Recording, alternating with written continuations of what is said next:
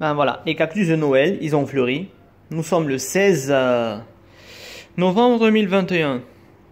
Je pense qu'il y a une petite graine qui a poussé ici, là. Je ne sais pas, ça doit être un cactus. Je pense que c'est les cactus dont j'ai... Voilà, oui, c'est ça, c'est ça. Ce sont les cactus dont j'ai mis les graines. Les cactus étoiles de mer, là. Voilà, ça a poussé. Ça, je vais repiquer ça après.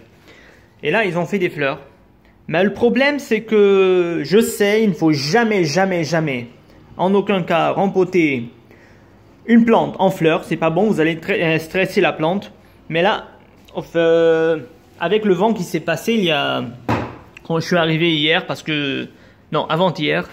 Et j'ai vu mon jardin dévasté par le vent d'automne. Il a même cassé plusieurs boutures, plusieurs tiges que je vais faire en bouture.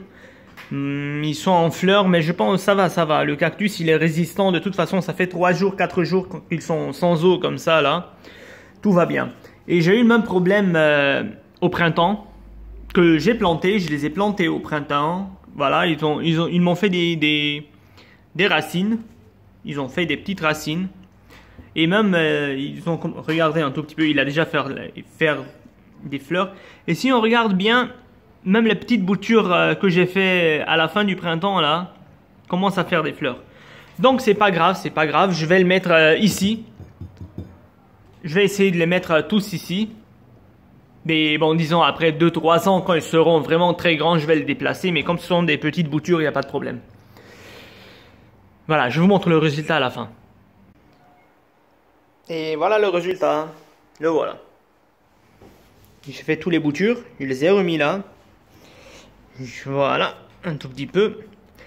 En général, moi, quand je fais mes cactus, je mets des cailloux de décoration, des petits trucs de décoration. Mais là, je vais rien mettre tout simplement parce que ce sont des cactus épiphytes. Donc, ils vont tomber en cascade. Là, ils vont commencer à pousser et ils vont tout fermer eux-mêmes avec leurs feuilles. Ben voilà. On est parti pour, disons, 2 voire 3 ans.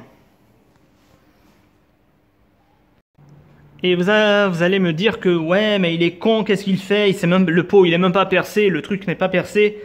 Ben, c'est pas grave, ce sont des cactus qui aiment être arrosés régulièrement. Au moins une fois chaque 2 semaines. Ne les laissez pas, voire 3-4 semaines sans arrosage, c'est pas bon. Ce sont des cactus qui ne supportent pas la sécheresse. Attention, c'est pas comme les autres cactus.